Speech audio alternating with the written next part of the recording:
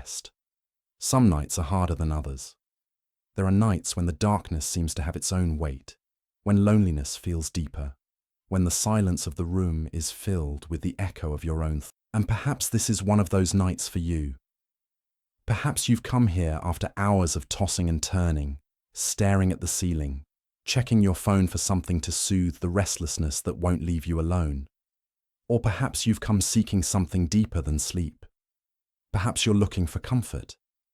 Perhaps you're looking to feel that someone somewhere is watching over you. Welcome to Saints for Sleeping, and welcome to this particular night. Because tonight I'm going to tell you the story of a man who knew nights far more terrible than any you or I could ever imagine. A man whose nights were battlefields, literally. A man who was beaten, tormented, who heard voices that wanted to destroy him, who felt pain in his own body so intense it should have killed him. And yet, that same man became one of the most beloved saints in history, a guardian for millions seeking protection, a spiritual father to all those who feel the night is too long and too dark.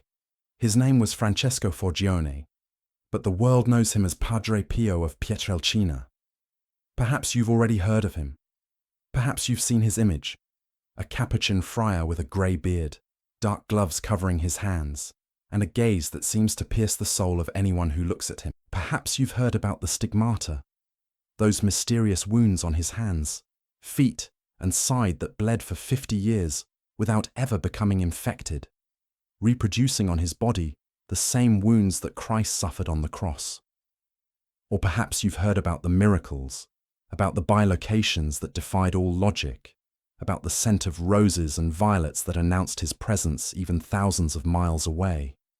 But tonight, I haven't come to tell you just the extraordinary events of his life. Tonight, I've come to tell you the whole story from the beginning. I've come to take you by the hand along the dusty roads of a small town in southern Italy, to introduce you to the boy who saw angels and demons as naturally as other children saw birds and trees, to show you how that boy grew into a sick young man whom everyone thought was dead, and how that sick young man became one of the most powerful saints of the 20th century. And as I tell you this story, I want you to release the tension in your body. I want you to let your shoulders drop, your jaw relax, your hands gently open on the bed or on your chest. You don't have to do anything but listen. You don't have to memorize dates or names. You just have to let yourself be carried away by the words. Let the images form in your mind like scenes from an old film. One of those with the golden light of another time. Because the story of Padre Pio is, in many ways, a story about the night. It is a story about what happens when everyone else is asleep and one remains awake. It is a story about the battles fought in the darkness, far from the eyes of the world. It is a story about the suffering no one sees, about the pain borne in silence, about the wounds that bleed inside long before they bleed outwardly. And above all, it is a story about victory, about how a frail, sick, persecuted, and tormented man could become a beacon of light for millions of souls lost in the darkness. Father Pio used to say he was just a poor friar who prayed. But those who knew him knew he was much more than that. He was a man who shouldered the suffering of thousands who came to him seeking solace. He was a confessor who spent up to 16 hours a day listening to sins, weeping with sinners, absolving those who believed their sins unforgivable. He was a mystic who experienced phenomena that science could not explain and that the church took decades to accept. And he was, perhaps above all, a spiritual warrior who faced dark forces every night that sought to destroy him, and who rose every morning to celebrate Mass with his hands covered in fresh blood. If you too know what it's like to fight battles no one sees, if you too have had nights when you feel oppressed by something dark, if you too have felt the weight of suffering you can't explain to others, then Padre Pio has something to tell you. He has something to teach you. He has a hand to extend to you in the midst of darkness. Because he wasn't a saint of stained glass and distant legends, he was a 20th century saint, a saint who lived through 2 world wars, who witnessed the birth of television and airplanes, who died just months before man walked on the moon. There are photographs of him, recordings of his voice, testimonies from people still alive who knew him personally. He is a saint, so close to us in time that we could almost have touched him, and yet the phenomena surrounding his life seem to have been taken from the oldest pages of books of saints, from those medieval stories that we find hard to believe. The stigmata that appeared on his body are the first stigmata documented with medical photographs in the history of the Church.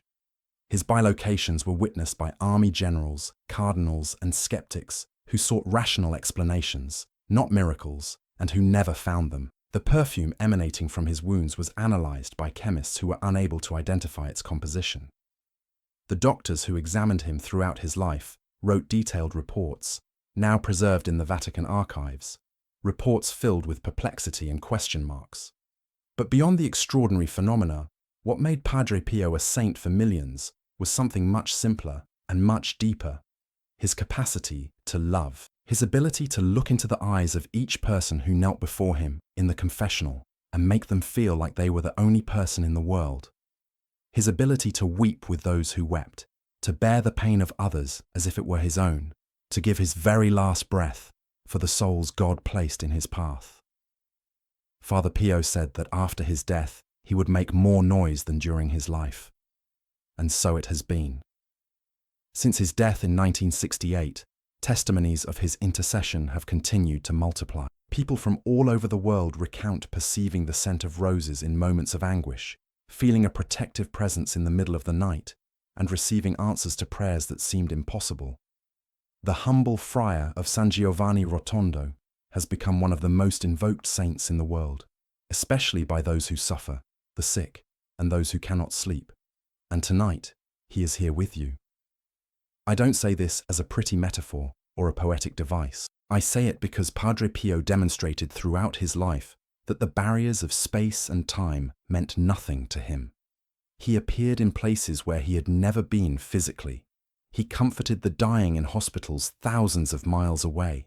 He appeared in dreams to people who had never met him to give them precise messages that changed their lives. If he could do all that while living in a small convent in southern Italy, what can't he do now that he is in the presence of God, free from the limitations of the body? So tonight, as I tell you his story, I invite you to do something very simple. I invite you to ask him to be with you. You don't need elaborate words or memorized prayers. You only need a sincere wish in your heart. You only need to say in the silence of your soul, "Father Pio, accompany me tonight. Help me to rest. Protect me while I sleep." And then simply let go. Let go of the need to control. Let go of the worry about tomorrow. Let go even of the anxiety about falling asleep. Because tonight you have a guardian, and his name is Pio. Now let me take you back to the beginning of it all. Let me take you to a small village lost in the mountains of southern Italy at the end of the 19th century, where a peasant mother is about to give birth to a child who will change the history of Christian spirituality forever. A child who saw the invisible, Pietrelcina, 1887.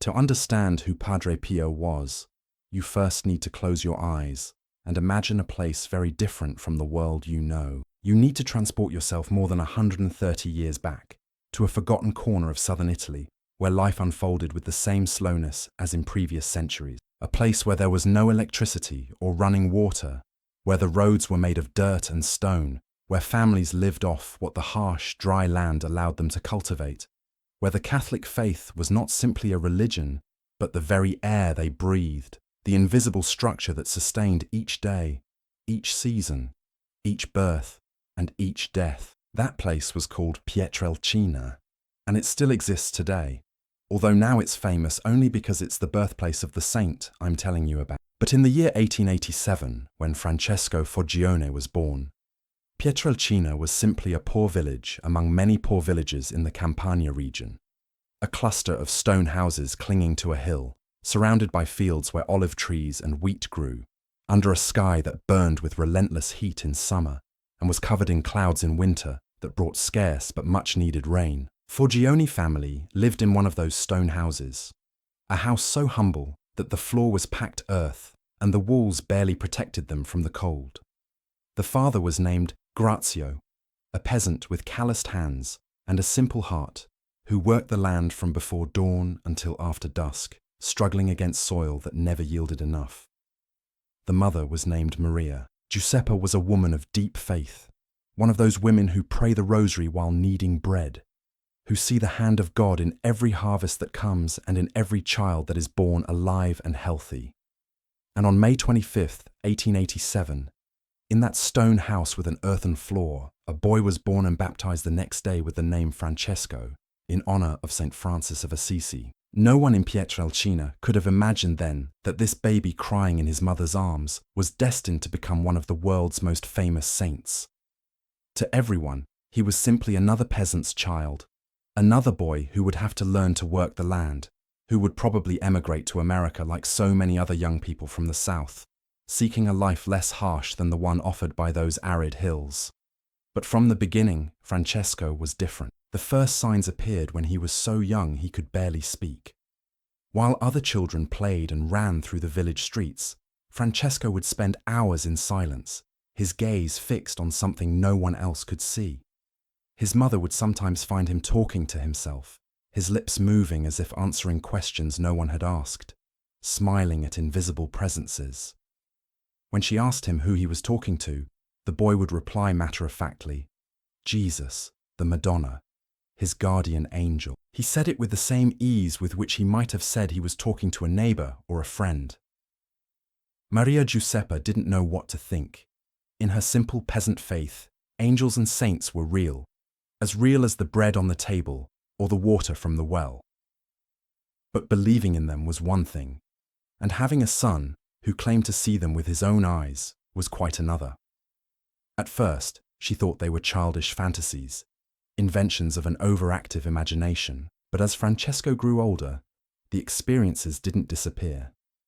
They became more frequent, more intense, and harder to explain. What little Francesco didn't understand, and what would take him years to grasp, was that not everyone saw what he saw. For him, the visions were as normal as seeing the sun or the tree. He sincerely believed that all children saw Jesus, that they all talked to their guardian angel, that they all perceived those luminous presences that visited them especially at night, when the house was quiet and darkness enveloped the village like a cloak. It wasn't until he grew a little older that he began to realize he was different, that the other children looked at him strangely when he spoke of his visions, that even the adults exchanged worried glances when little Francesco described what he had seen the night before. But the luminous visions weren't the only ones he received. From a very early age, Francesco also saw something else, something dark, something terrible. The first demonic apparitions began when he was barely 5 years old. The boy would wake up in the middle of the night, screaming, terrified by monstrous figures that materialized in the darkness of his room. Deformed creatures, faces filled with hatred, voices that whispered horrible words a child that age shouldn't know. His parents would rush to comfort him, attributing the episodes to nightmares, fevers, the normal fears of childhood. But Francesco knew they weren't dreams. He knew what he saw was real as the visions of light, as real as the angels who also visited him. And here, in this detail of his childhood, I want to pause for a moment to speak to you directly. Perhaps you too have known nights of terror. Perhaps you haven't seen monstrous figures with your physical eyes, but you felt an inexplicable tightness in your chest, an anguish that seemed to come from nowhere and everywhere at once, dark thoughts that invaded your mind just as you tried to rest. Perhaps you've had periods when you dreaded the arrival of night, when the darkness felt threatening, when the silence of the early morning was filled with inner voices that reminded you of every failure, every fear, every shame. If so, I want you to know that Padre Pio experienced this from a very young age. Before he was a saint, before he had the stigmata, before he performed miracles, he was a terrified child in a dark room, crying while his mother tried to comfort him, not understanding what was happening.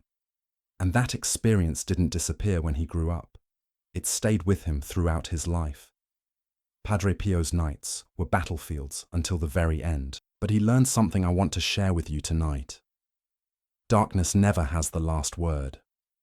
For every demon that attacked him, there was an angel protecting him. For every night of terror, a morning of grace arrived.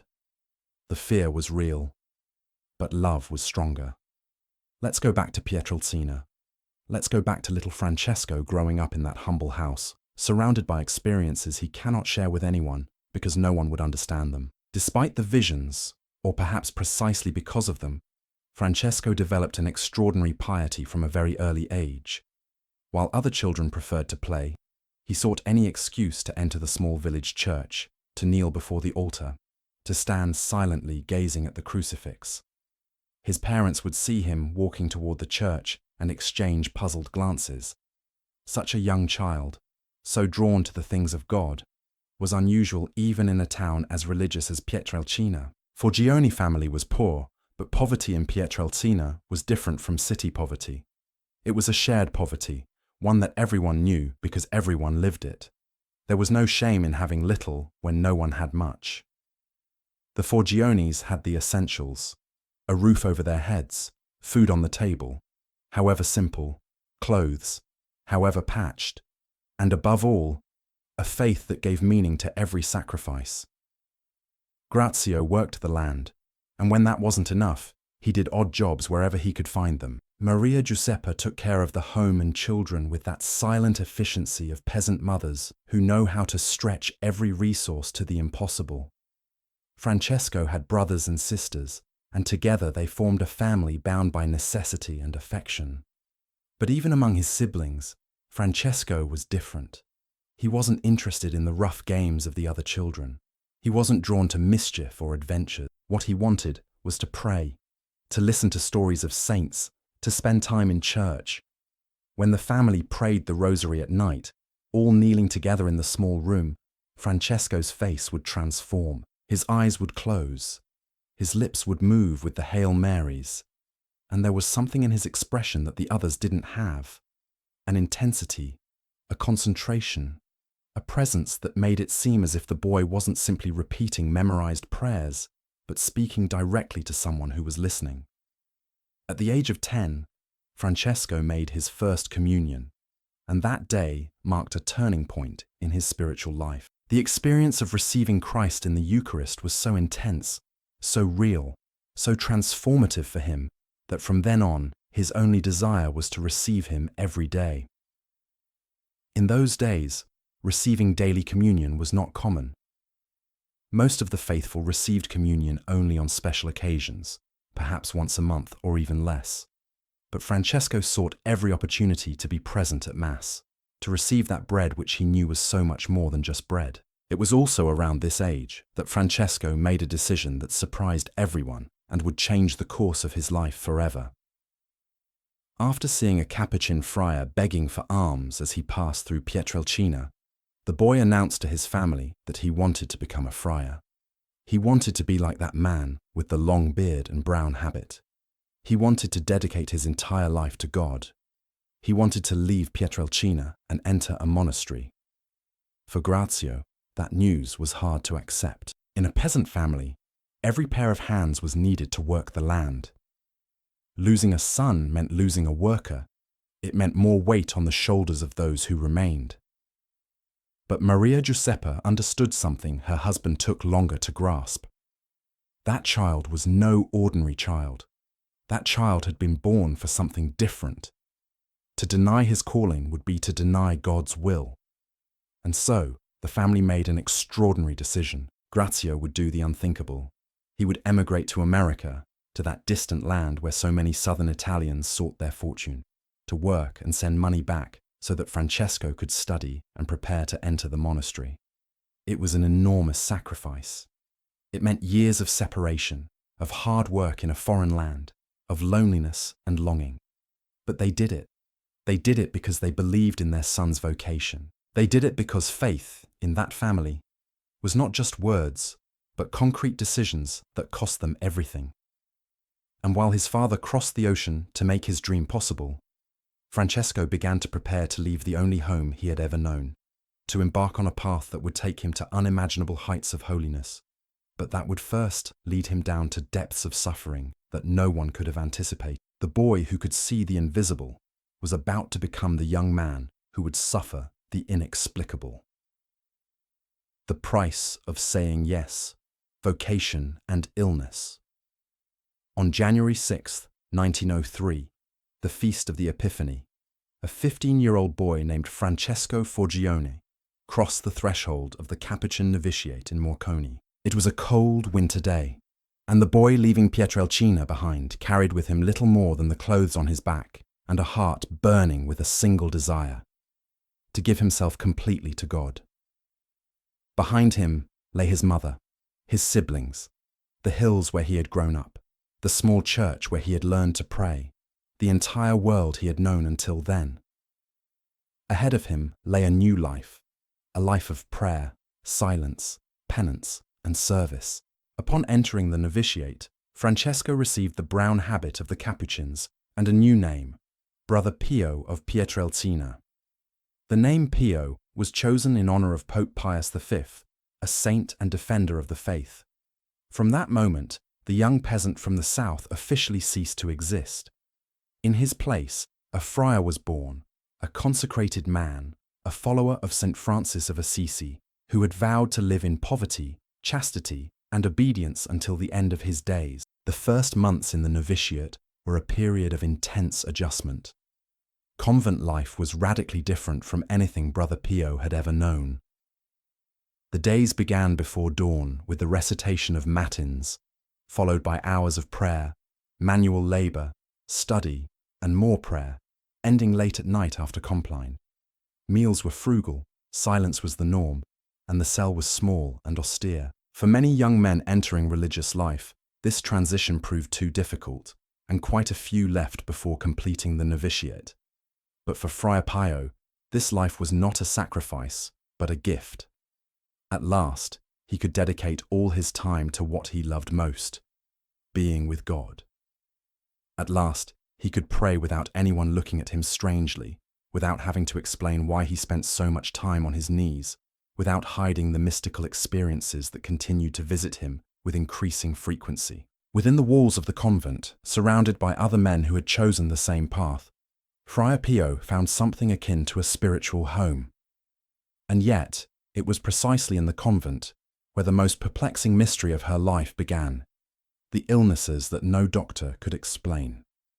Shortly after entering the novitiate, Brother Pio began to experience alarming symptoms. Extremely high fevers appeared without apparent cause, rising to temperatures that should have been fatal, and that the thermometers of the time couldn't even measure because they exceeded their scale. Constant vomiting prevented him from keeping any food down. Extreme weakness left him bedridden for days, unable to rise for services, unable to participate in community life. Headaches so intense that light was unbearable. Difficulty breathing made him gasp as if the air of the convent had turned to poison. The superiors summoned the doctors. One after another, the doctors examined the young friar, took his pulse, listened to his chest, observed his tongue, and performed every test that early 20th century medicine could offer. And one after another, the doctors left empty-handed, unable to offer a diagnosis. Some thought of tuberculosis, the disease that was ravaging Italy at the time. Others suspected some unknown infection. But no treatment worked. No explanation quite fit. No prognosis proved accurate. The strangest thing of all was the behavior of the fever. Thermometers of the time had a maximum limit of 42 or 43 degrees Celsius. On several occasions, when the doctors tried to take Fray Pio's temperature, the mercury rose to the top of the scale and stayed there, indicating that the actual temperature was even higher, a temperature that should have caused irreversible brain damage or death. And yet, the young friar survived. He was delirious at times, always suffering, but he did not die. His superiors, concerned for his health, and perhaps also for the effect his sickly presence might have on the community, made a painful decision. They sent Brother Pio back to Pietrelcina, to his family's home, to recover. The young friar, who had dreamed all his life of living in the monastery, was forced to return to the town he had left behind, wearing the habit he loved so much, but feeling like a failure. incapable even of fulfilling the basic obligations of religious life. And here I want to pause to speak directly to your heart. If you too have experienced illness, if your body has been a mystery doctors can't decipher, if you've endured the frustration of feeling unwell without anyone being able to tell you exactly what's wrong or how to cure you, then you know something of what Friar Pio experienced in those years. Chronic illness is one of the heaviest crosses one can bear, not only because of the physical suffering, but also because of the uncertainty, the isolation, the feeling that your own body has become an enemy. Friar Pio knew that cross. He carried it for years, and if he was able to transform that suffering into an offering, if he was able to find meaning in pain, then perhaps there is hope for you too. Back in Pietrelcina, Brother Pio lived in a strange situation. He was a friar, he wore the habit, he kept to the prayer schedule as best he could, but he wasn't in the monastery. He lived with his family in the same humble house where he had been born, cared for by his mother who watched in anguish as her son wasted away without anyone being able to help him. Periods of illness alternated with periods of relative improvement, enough for his superiors to call him back to the monastery, only for the illness to return with a vengeance and force him back to Pietrelcina once again. This pattern repeated itself for years, back and forth, convent and family home, hope and disappointment. Brother Pio was ordained a deacon, taking another step toward the priesthood, but his health remained so fragile that no one knew if he would live long enough to be ordained a priest. The doctors still didn't understand. The treatment still didn't work. The young friar continued to suffer. But something else was happening during those years of illness, something only Friar Pio knew and scarcely dared to mention. The mystical experiences had intensified dramatically. The visions of Jesus and the Virgin Mary were now frequent and prolonged. The demonic attacks had become more violent, more terrifying, more physical. Friar Pio began to experience phenomena that surpassed anything he had experienced in his childhood. Ecstasies during which his body became rigid and insensible. States of prayer so profound that he lost all awareness of the outside world. Revelations about the future and about the souls of other people that proved accurate when they could be verified. And then, in the midst of one of those periods of suffering, something happened that would visibly mark her body for the first time. It was the year 1910. Brother Pio was in Pietrelcina, ill as usual, spending his days between his bed and the small chapel where he tried to pray despite the pain. One afternoon, while praying alone, he felt a sharp, sudden pain in his hands and feet. Looking at them, he saw reddish marks, like wounds that bled slightly, in the exact center of his palms and on the tops of his feet. The wounds caused him intense pain, a pain he immediately recognized. It was the pain of the nails, the pain of the crucifixion. Terrified, Brother Pio didn't know what to do.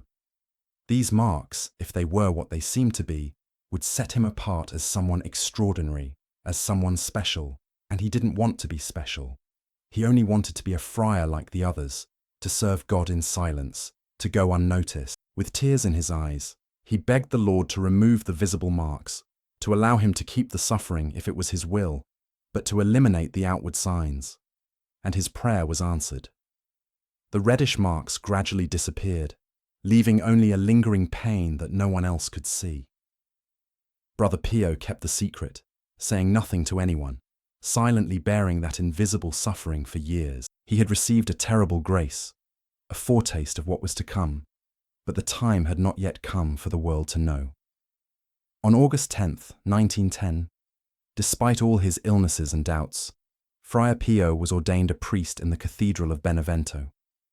He was 23 years old and looked like an old man consumed by suffering. He was so weak that they feared he would not survive the ceremony.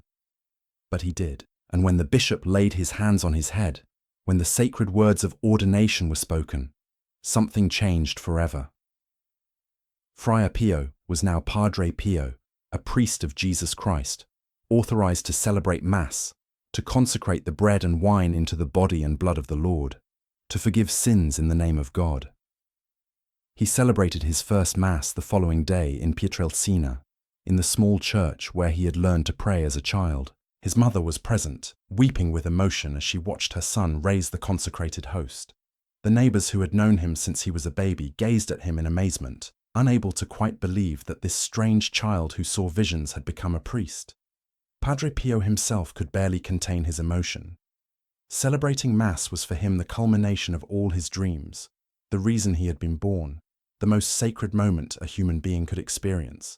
But the illness was not over for him. After his ordination, the cycles of sickness and recovery continued. Father Pio was still sent back to Pietrelcina whenever his health deteriorated. He still baffled doctors with his unbelievable fevers. He still suffered silently from pains he could not explain to anyone. His superiors didn't know what to do with him. He was a devout priest, undoubtedly, a man of deep prayer, but he was also a friar who seemed incapable of living the regular community life of the monastery. A friar who was always ill, a friar who required special care. Several years passed in this state of uncertainty. The outside world changed dramatically. World War I broke out. Italy entered the conflict, and millions of young men were sent to die in the trenches. Padre Pio was briefly called up for military service, but his health was so fragile that he was discharged almost immediately. The war continued without him, and he continued his own inner war, his battle against illness, against the demons that kept attacking him, against the uncertainty about his future. It was in 1916 that his superiors made a decision that would change history. They sent Padre Pio to a small convent in a remote spot in the southern mountains, a place called San Giovanni Rotondo. It was a poor, isolated, forgotten convent where no one of importance wanted to be assigned. The superiors probably thought the mountain air would help the health of the ailing young priest, or perhaps they simply didn't know what else to do with him and chose the most remote place possible. No one imagined then that this forgotten convent was about to become one of the most important pilgrimage sites in the Catholic world. No one knew that the sick priest who arrived quietly was about to receive the wounds of Christ permanently and visibly in his body. No one suspected that the mountains of San Giovanni Rotondo would become a beacon of light for millions of desperate souls.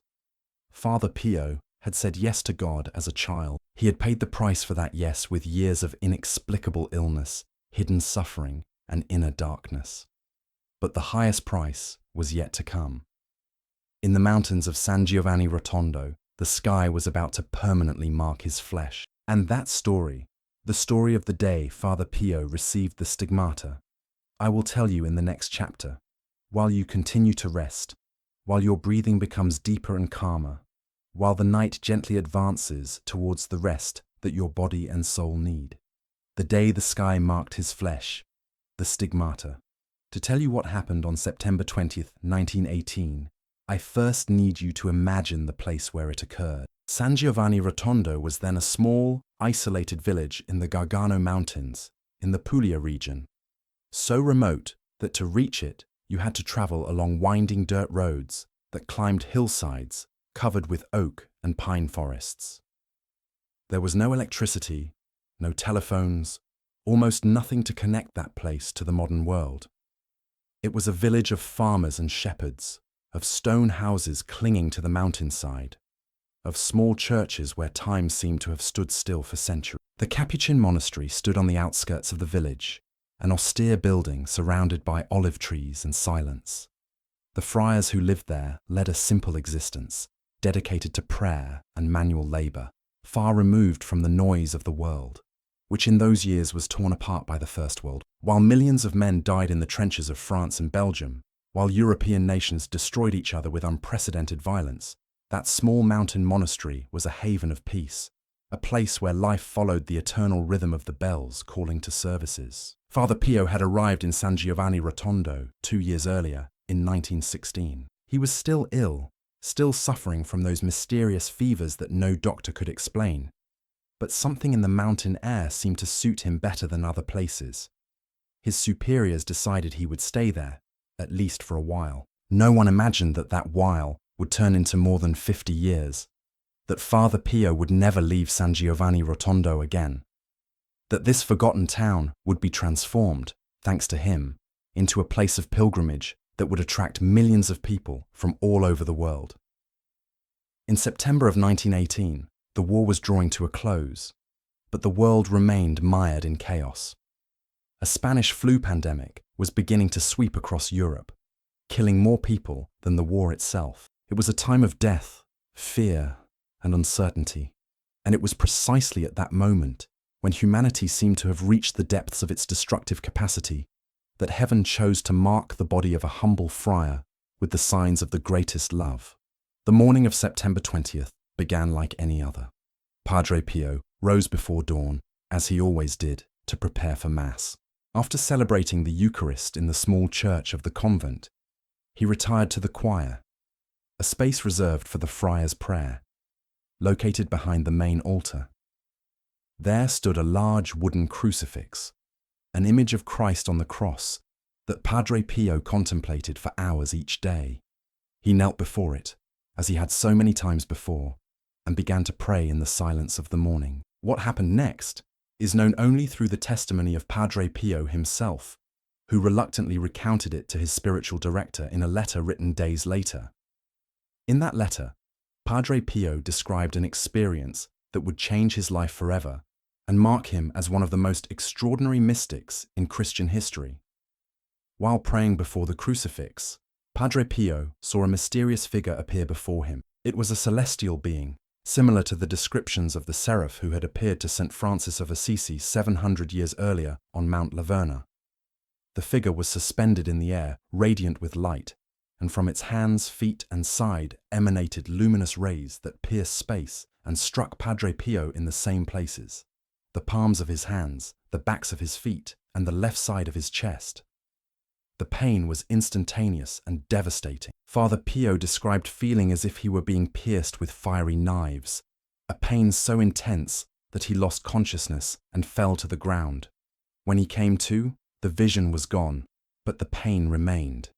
And looking at his hands, he saw what he had feared: open wounds bleeding profusely, punctures piercing the flesh from side to side, exactly where the nails had pierced Christ's hands. He looked at his feet and found the same thing: deep, bleeding, inexplicable wounds. He touched his side and his hand became stained with blood. There was an open wound just below his ribs, in the same place where the Roman soldier's spear had pierced Jesus' side on the cross. Father Pio froze, unsure what to do. He tried to hide his wounds as best he could, wrapping his hands in scraps of cloth and walking with difficulty so no one would notice the pain in his feet. But the wounds bled too much, the pain too intense, and soon the other friars began to notice that something strange was happening. The blood soaked through the makeshift bandages, stained his habit, and left footprints wherever he walked. When the other friars finally saw the wounds, they were astonished. There, before their eyes, were the 5 wounds of Christ imprinted on their brother's body. They were not superficial marks or scratches that could be explained naturally. They were deep wounds, constantly bleeding, giving off a sweet aroma completely different from the metallic smell of ordinary blood. The wounds on his hands were so deep that, according to some accounts, one could see through them. The superior of the monastery, bewildered and frightened, didn't know how to react. He summoned a doctor, then another. The doctors examined the wounds with disbelief, searching for some natural explanation, some skin disease, some form of self-harm, but they found nothing. The wounds showed no signs of infection despite being open. They didn't respond to any treatment. They neither healed nor worsened. They simply bled day after day, month after month, year after year. And so they would continue for 50 years until the day of Father Pio's death. I want you to pause for a moment and consider what this means. For half a century, Padre Pio lived with open wounds on his body. Every morning, upon waking, the pain was there. Every time he moved his hands to celebrate Mass, to give a blessing, to write a letter, the pain was there. Every step he took, the pain in his feet was there. It was a constant, inescapable suffering that accompanied him in every waking moment, and probably even in his dreams. The doctors who examined him over the years estimated that his wounds were losing approximately 1 cup of blood per day. In 50 years, that amounts to a quantity of blood that no human body could produce without some kind of supernatural intervention. And yet, Padre Pio never developed severe anemia, never bled to death, never suffered the consequences that medicine would have indicated as inevitable. In addition to the 5 main wounds, Padre Pio experienced other physical sufferings related to the Passion of Christ. He had marks on his back that seemed to correspond to the scourging Jesus received before the crucifixion. He felt constant pain in his shoulders, as if carrying an invisible weight, corresponding to the weight of the cross.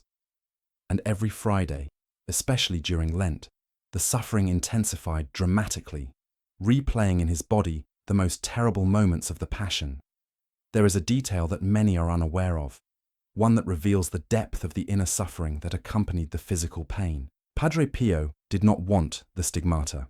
He had not asked for them. He did not desire them. He did not feel worthy of them.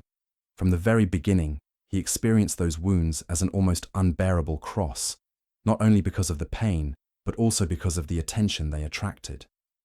He, who only wanted to be a humble friar who prayed in silence, had suddenly become a phenomenon, an attraction, the center of a controversy that would last for decades. In the weeks and months following the appearance of the stigmata, news began to spread. First through the village, then the region, then all of Italy and beyond. People began arriving in San Giovanni Rotondo, at first in small groups, then in ever-increasing crowds. They wanted to see the friar with the wounds of Christ. They wanted to touch him. They wanted to ask for his prayers and blessings. The small mountain monastery was suddenly overwhelmed by a growing influx of pilgrims, and Father Pio, amidst all that turmoil, continued to suffer in silence. He continued to rise each morning with bleeding wounds, continued to celebrate Mass with his hands wrapped in bandages that became soaked with blood during the consecration, continued to walk with difficulty because of the pain in his feet, continued to carry a burden that no one could fully comprehend. And here I want to pause to talk to you, who are listening to these words in the stillness of the night. Perhaps you too bear wounds, not visible stigmata like Padre Pio's, but real wounds, wounds that hurt, wounds that bleed, even though no one can see them. Perhaps they are wounds of the heart, caused by cruel words, by rejection, by abandonment, by loves that left you shattered. Perhaps they are wounds of the soul, caused by traumas you've never been able to overcome, by experiences that marked you so deeply that sometimes you feel you'll never heal. Perhaps they are wounds of the body, chronic illnesses, pains that accompany you every day without anyone truly understanding what it means to live like this. If so, Padre Pio has something to tell you tonight. He understood suffering as few human beings have. He knew what it means to wake up each day knowing that the pain will be there, that there is no escape, that the only option is to keep going carrying that cross. And he discovered something that might help you. Suffering, when offered with love, can be transformed into something sacred. It doesn't stop hurting, but it ceases to be absurd. It becomes participation in the mystery of the cross, in union with Christ who suffered for love of humanity. Father Pio said that his sufferings were his treasure, not because he enjoyed pain, but because he had learned to see in them a form of love. Every drop of blood that flowed from his wounds was, for him, an offering for the souls who needed conversion, for the sinners who needed mercy, for the sick who needed comfort. His pain was not in vain. It had a purpose greater than himself. Perhaps you cannot see the purpose of your suffering tonight. Perhaps you can only feel the weight, the injustice, the exhaustion of carrying something you never asked for. But Padre Pio invites you to trust that nothing you suffer is lost, that there is a God who sees every tear, who counts every sleepless night, who knows every pang of pain, and who is transforming all of it into something you will one day understand. For now, simply rest in that trust. Rest in the certainty that you are not alone. Rest knowing that there is a saint who knows suffering firsthand and who intercedes for you in this moment. As the night progresses and you slowly drift off to sleep, the stigmata of Padre Pio were the beginning of an extraordinary story. But they were also the beginning of one of the hardest trials of his life, the persecutions, the investigations, the suspicions of those who could not believe that the wounds were authentic. And they were the prelude to something even darker, the nightly battles that intensified dramatically after he received the stigmata, as if the forces of evil were enraged by the grace he had received. Those nightly battles, those terrible struggles that Padre Pio waged while the rest of the world slept, are the subject of the next chapter. And I will tell you about them while you continue to rest, while your body sinks deeper into the bed, while the peace of the night envelops your weary mind.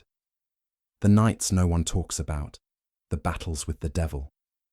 There is an aspect of Padre Pio's life that is rarely mentioned in holy cards and uplifting stories told to children. It is a dark, frightening aspect that many would prefer to forget because it confronts us with realities that the modern world prefers to ignore. But tonight, as you seek rest and protection, I believe it is important that you know this part of his story. For if Padre Pio can be your guardian in difficult nights, it is precisely because he knew nights far more terrible than any you or I could ever imagine. From his childhood, as I already told you, Padre Pio had experienced demonic visions, but what happened after he received the stigmata was of a completely different magnitude.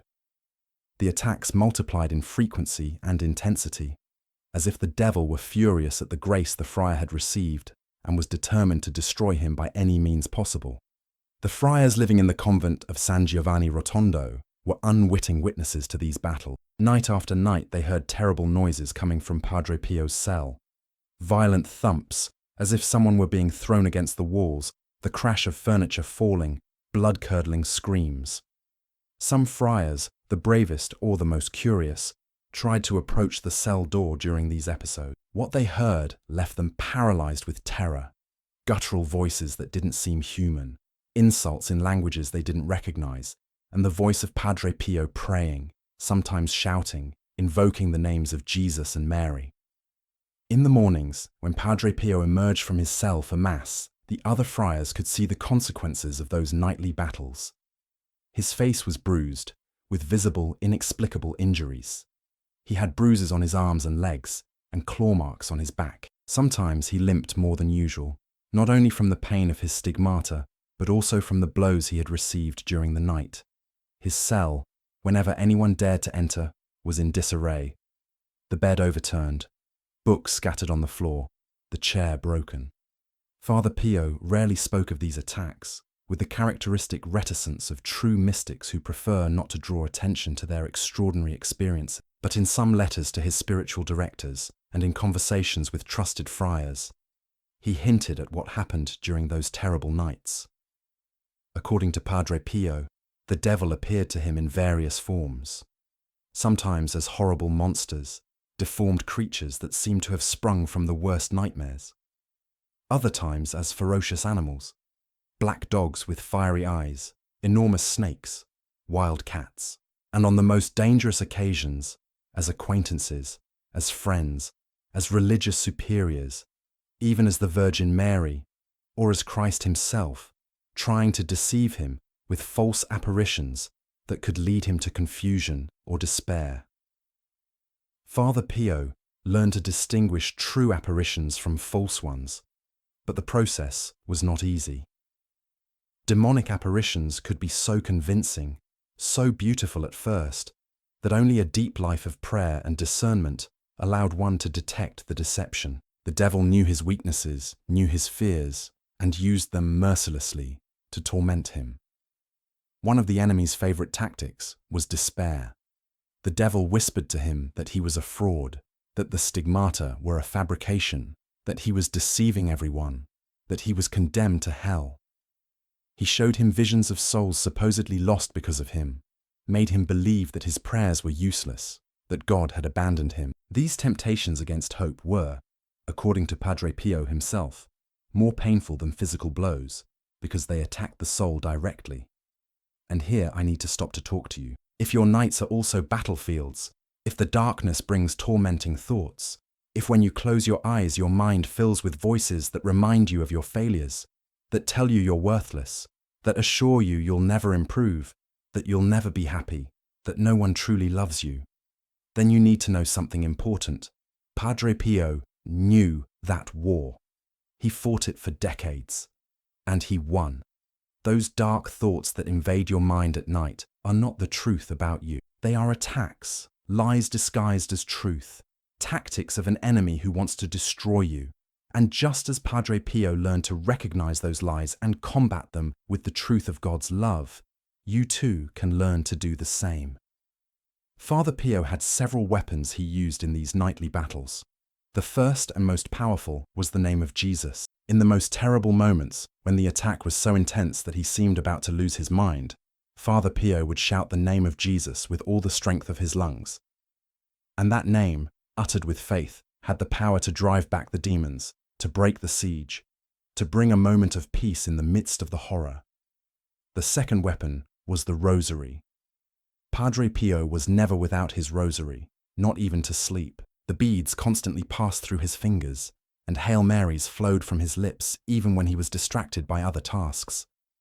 During his nightly attacks, the rosary was his shield, his refuge, his way of staying connected to the Virgin Mary, who, according to him, never abandoned him, even when it sometimes seemed as if the whole sky was silent. The third weapon was pure and simple resistance. Padre Pio did not give in. However terrible the attack, however long the night seemed, however convinced the devil tried to give up that it was all useless, Padre Pio refused to surrender. He continued praying, even though he felt the words falling into the void. He continued trusting, even though he could not feel God's presence.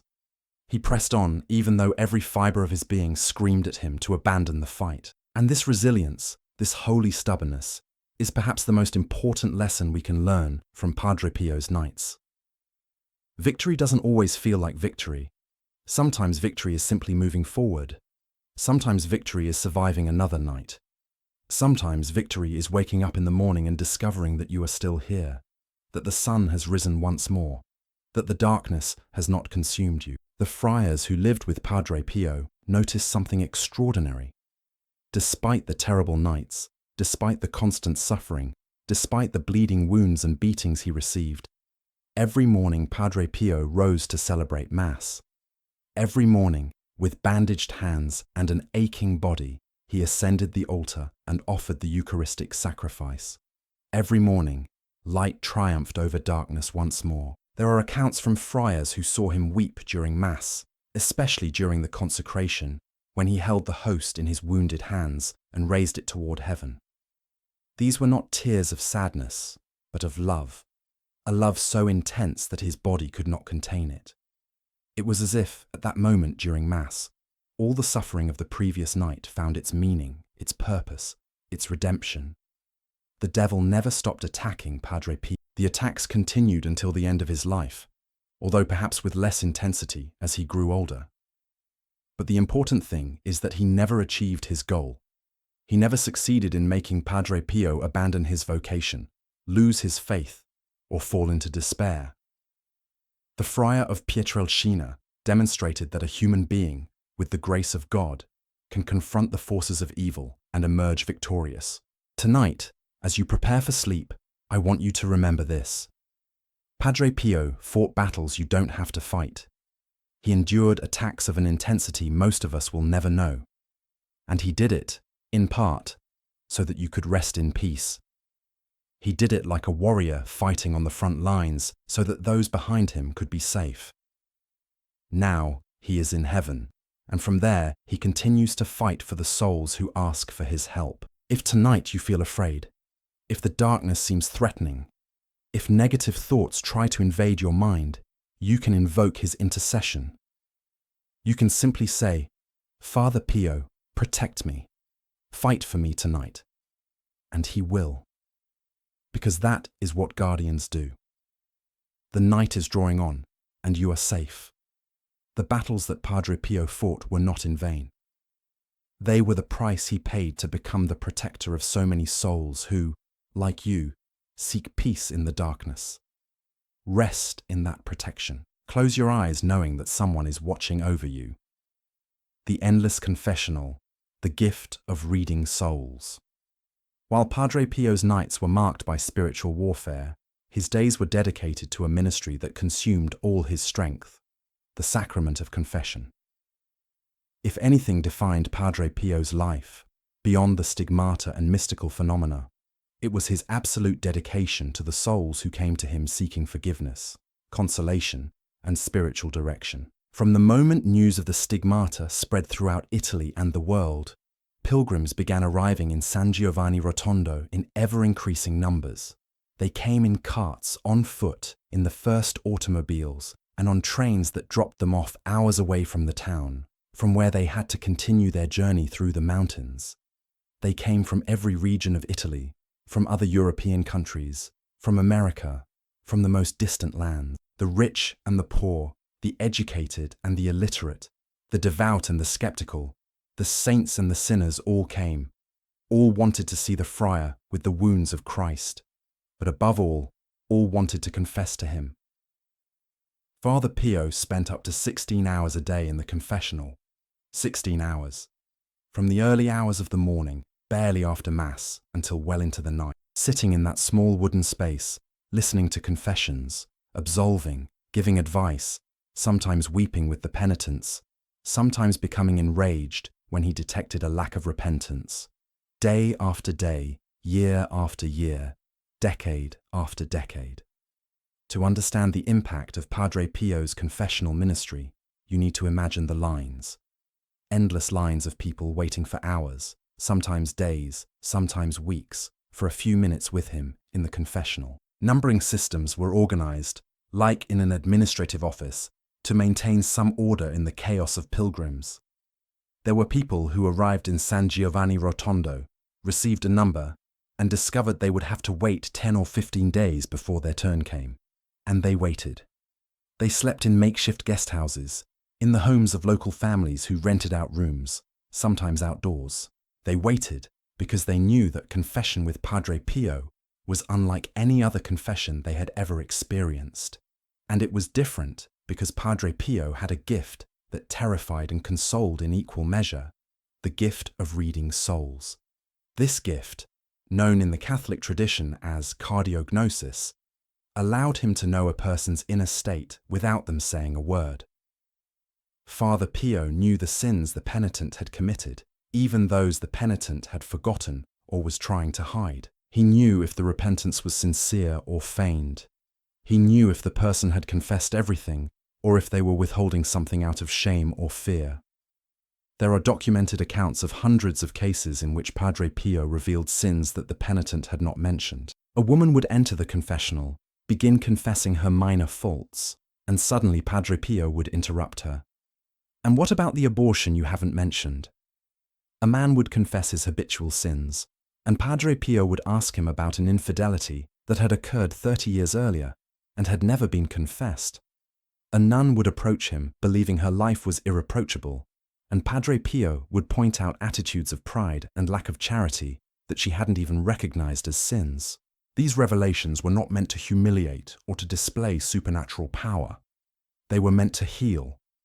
Father Pio knew that unconfessed sins are like festering wounds that poison the entire body. He knew that many people carried hidden guilt that was destroying them from within, secrets they had never dared to speak aloud. And he, with his terrible and merciful gift, gave them the opportunity to bring everything to light, to be truly forgiven, to begin anew. But the gift of reading souls also had another dimension. Padre Pio didn't just see sins. He saw wounds. He saw traumas, fears, and the pain people carried from childhood. He saw the woman who had been abused by her father and had never been able to forgive. He saw the man who had lost a child and had silently blamed God for decades. He saw the young man struggling with suicidal thoughts, too afraid to tell anyone. And to each one, he gave a precise word, a word that reached the very core of their pain and brought comfort or direction. I want you to listen to this carefully, because I think it's important for you tonight. If you carry secrets you've never told anyone, if there are things in your heart you're so ashamed of that you don't even dare to think about them, if there are wounds so deep you've buried them, hoping they'll disappear but they're still there, rotting in the darkness, then Padre Pio has a message for you. He already knows. He, who could read the souls of thousands of strangers, certainly knows your heart. And he does not judge you. He does not reject you. He is not horrified by you, as you are horrified by yourself. He looks at you with the same eyes with which he looked at every penitent who knelt in his confessional. Eyes full of compassion, eyes that have seen the worst of humanity and still believe in the possibility of redemption, eyes that reflect the infinite mercy of God. Father Pio was known for being demanding, sometimes even severe, with penitents. There are stories of people he turned away from the confessional because he sensed a lack of sincere repentance, that they were confessing out of routine or to impress others. There are stories of people he denied absolution to, telling them to return when they were truly ready to change. These stories are real and are part of the truth about who Father Pio was. But there are many more stories of people who entered the confessional broken and left renewed. People who carried decades of guilt and finally found peace. People who had abandoned the faith and who, after a few minutes with Padre Pio, recovered a relationship with God they thought lost forever. Padre Pio's severity wasn't cruelty. It was love. It was the love of a father who wants the best for his children and knows that sometimes the truth hurts, but it's the only thing that can heal. The burden of this ministry was enormous. Imagine what it means to spend 16 hours a day listening to sins. Imagine absorbing the pain, guilt, shame, and despair of thousands of people, day after day, without rest. Padre Pio didn't just listen, he suffered with each penitent. He wept when he heard stories of pain. He was anguished when he saw souls in danger of perdition. He carried on his shoulders, already burdened by the stigmata and night attacks, the weight of all that human suffering. The friars who knew him said that sometimes he would emerge from the confessional completely exhausted, as if he had run a marathon. He would drag himself back to his cell, where he barely had the strength to pray before the nightly attacks began. And the next day, no matter how little sleep he had gotten, he would be back in the confessional, ready to receive more souls. Why did he do it? Why did he subject himself to that extreme exhaustion day after day, year after year? Because he loved. Because every soul that knelt before him was, to Padre Pio, infinitely precious. Because he believed that the sacrament of confession was the most powerful means God had given humanity to heal the wounds of sin. Because he knew that behind every sin there is a story of pain, and that every person seeking forgiveness was a child of God who had lost their way and needed help to find it again. Tonight, as you rest, I want you to receive some of the comfort that Padre Pio gave to the penitents who came to him. Perhaps you can't go to confession right now. Perhaps you don't have access to a priest. Perhaps there are things in your past that you feel you can never forgive. But Padre Pio tells you, from the eternity where he now dwells, that God loves you exactly as you are, that there is no sin greater than divine mercy, that it is never too late to come home. Let go of the guilt, let go of the shame, let go of the weight of the secrets you carry in silence. You don't have to solve everything tonight. You just have to rest in the certainty that you are loved, that you are forgiven, that there is a spiritual Father who intercedes for you before the throne of God. The confessional of Padre Pio no longer exists physically, but his ministry of mercy continues from heaven. And tonight, he listens to your heart with the same attentiveness with which he listened to every penitent who crossed the threshold of San Giovanni Rotondo. He knows your struggles, your falls, your attempts to get back up. And he offers you what he always offered, the peace of Christ, which surpasses all understanding, being in two places at once, bilocation. Among all the extraordinary phenomena surrounding the life of Padre Pio, there is one that particularly challenges our understanding of the world, one that compels us to accept that the laws of time and space, as we know them, are not absolute when God decides to intervene. This phenomenon is called bilocation, and it consists of the ability to be physically present in two different places at the same time. And Padre Pio experienced it not once or twice, but on hundreds of documented occasions throughout his life. To understand the magnitude of what this means, you first need to remember something important. Padre Pio practically never left San Giovanni Rotondo after arriving there in 1916. For more than 50 years, he remained in that small mountain monastery, celebrating Mass every morning, hearing confessions throughout the day, and praying at night. He didn't travel. He didn't take vacations. He didn't visit other cities or countries. His superiors, the church, his own fragile health, everything conspired to keep him in that remote place. And yet, during those same 50 years, people from all over the world reported seeing him, touching him, and speaking with him in places where it was physically impossible for him to be. They saw him in hospitals in distant cities, comforting the dying. They saw him on battlefields during World War II, protecting soldiers. They saw him in humble homes in faraway countries, bringing messages of hope. They saw him in cloistered monasteries, in prisons, and on ships in the middle of the ocean.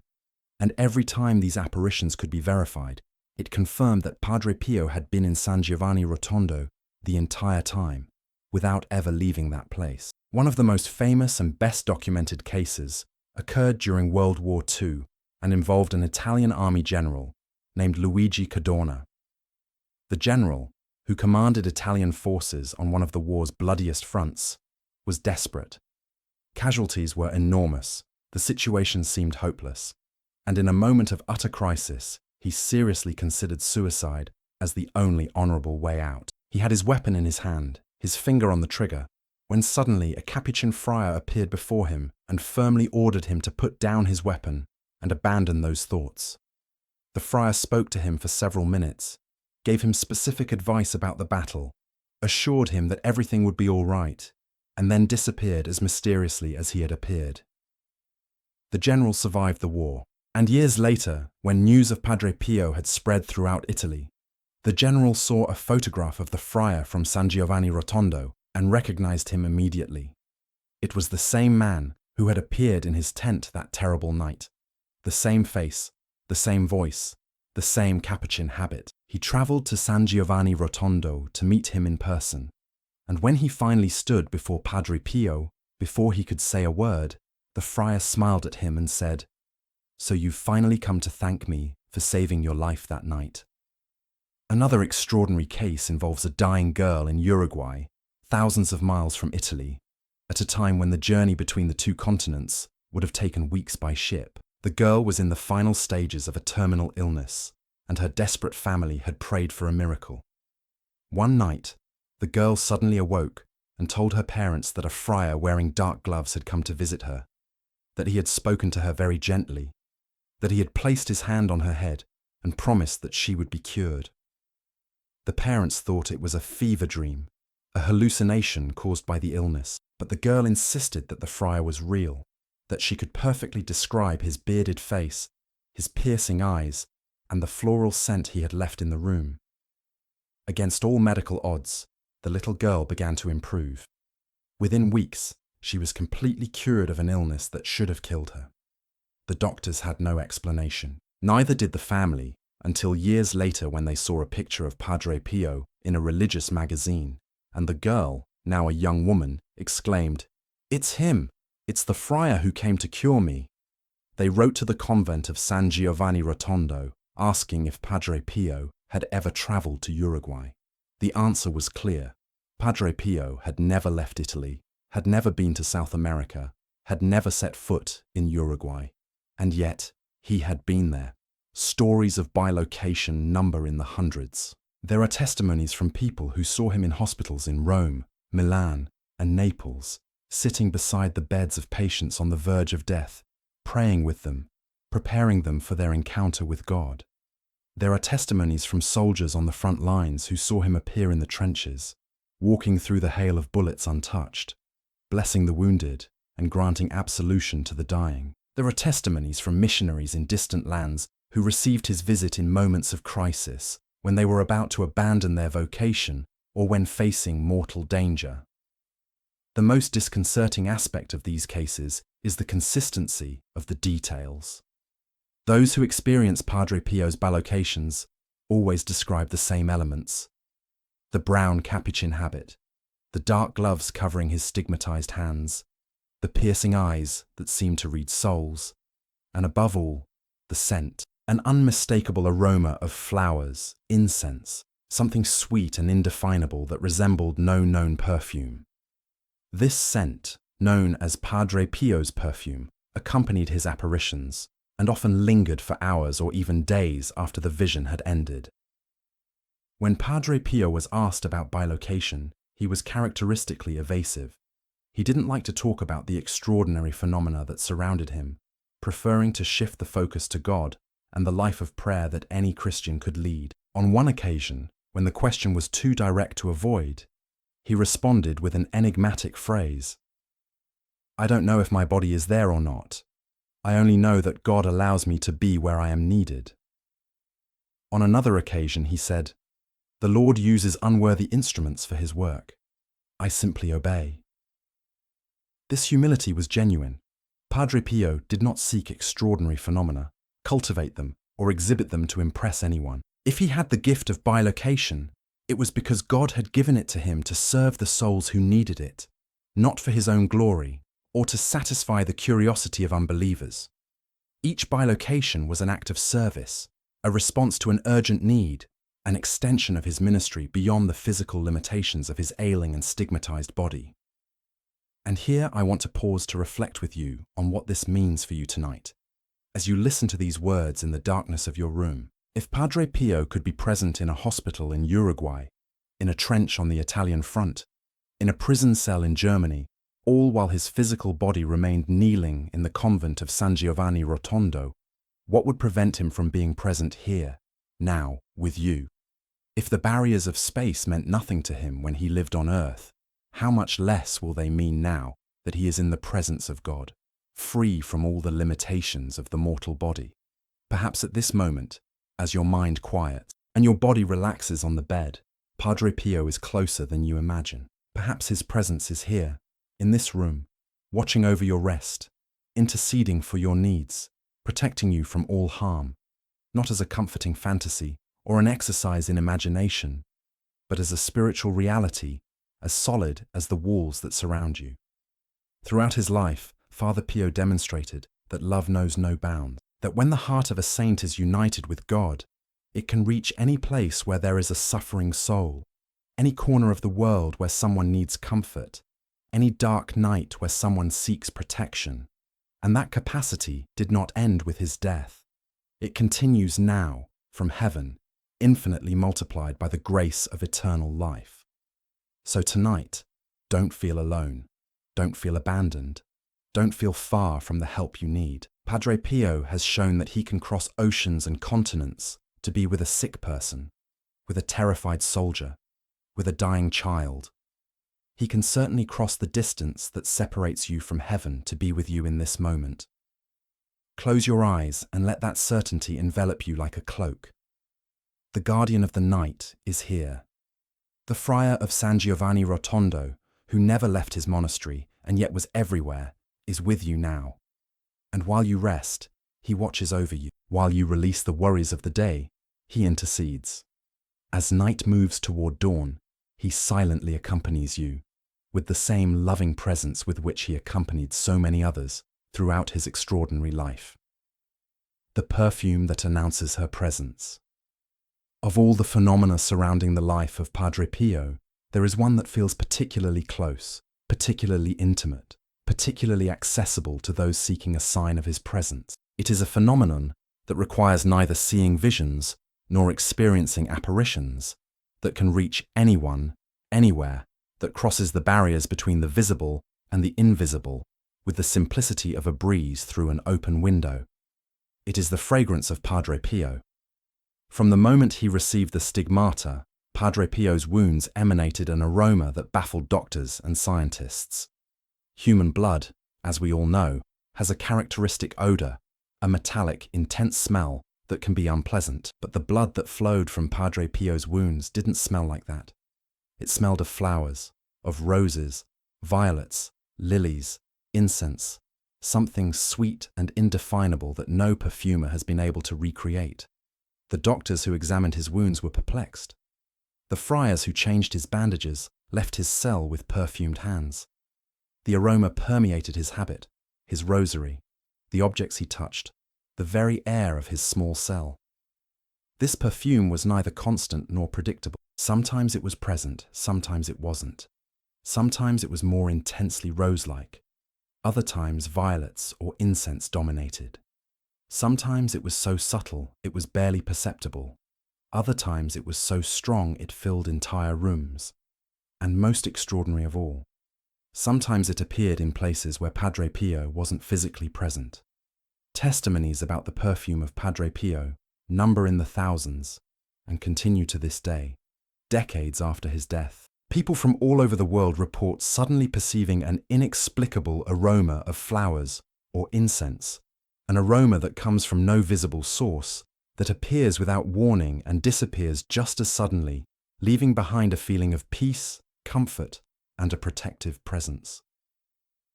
What is remarkable about these testimonies is that they tend to occur at significant moments.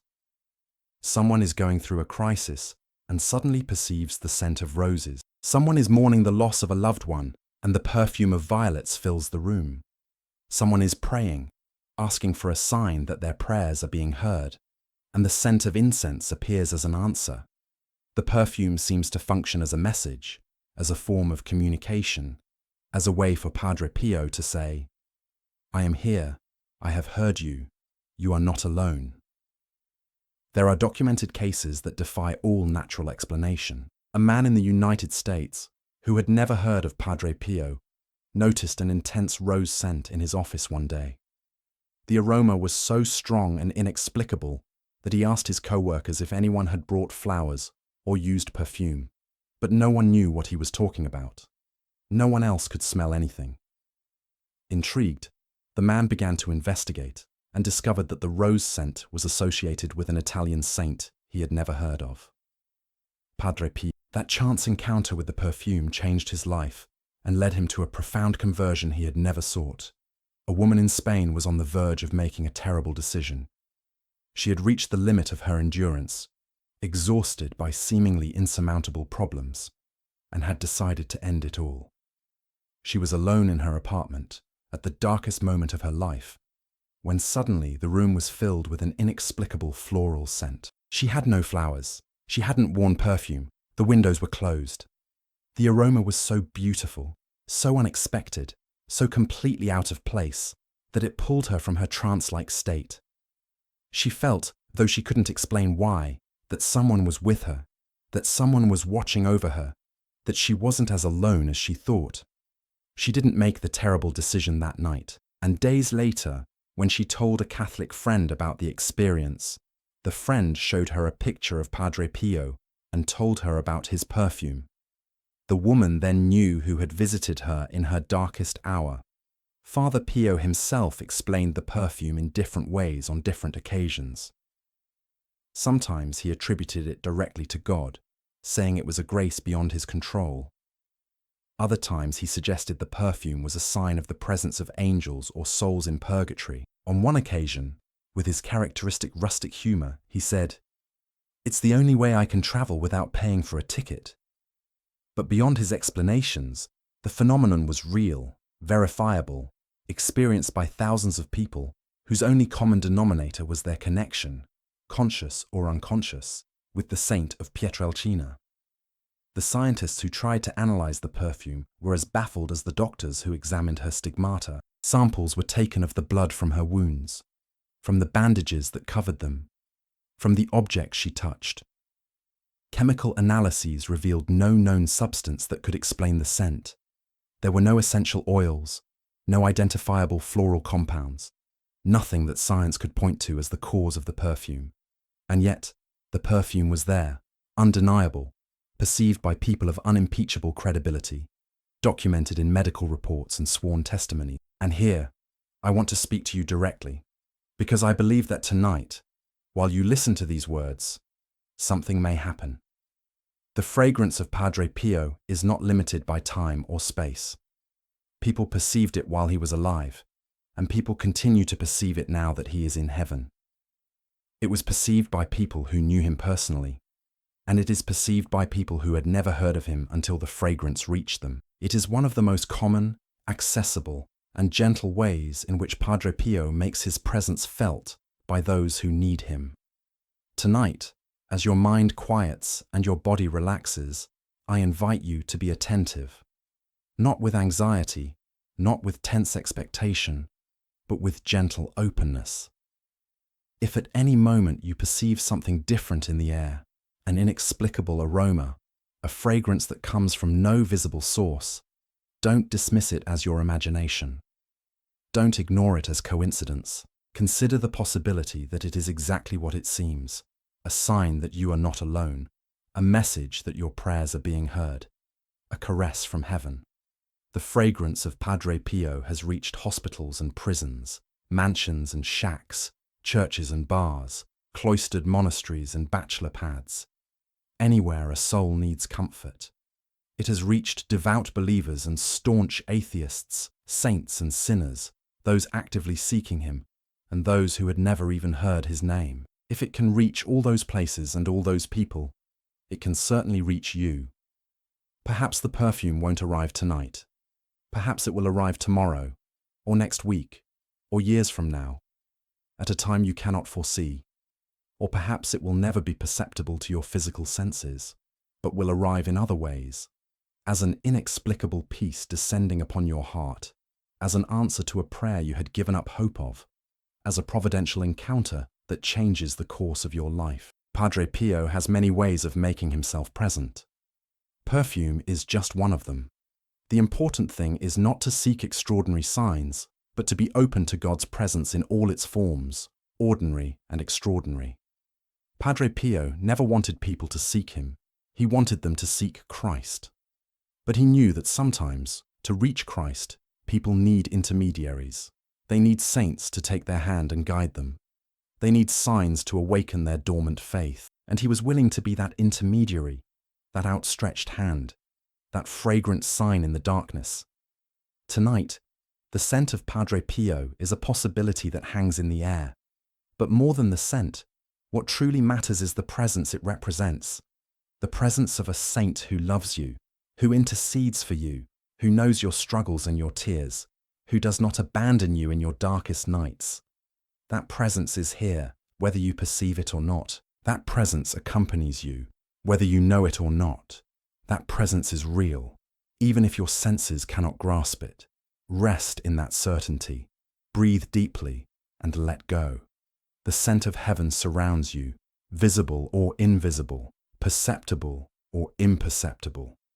And as the night progresses, as your body sinks deeper into rest, Padre Pio watches over you with the same tenderness with which he watched over all those who, during his life, perceived his mysterious fragrance and knew they were not alone. The silent saint, the persecutions of the Church. There is a part of Padre Pio's story that is painful to recount, but it is necessary to understand the depth of his holiness. For true holiness is not forged solely in prayer and miracles, but also in the crucible of unjust suffering, in the trial of persecution, in the darkness of being misunderstood precisely by those who should have been the first to understand.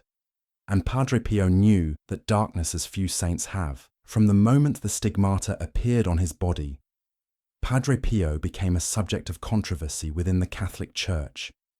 For some, he was clearly a saint, a man touched by God in an extraordinary way, a true mystic whose wounds were a sign of divine favor.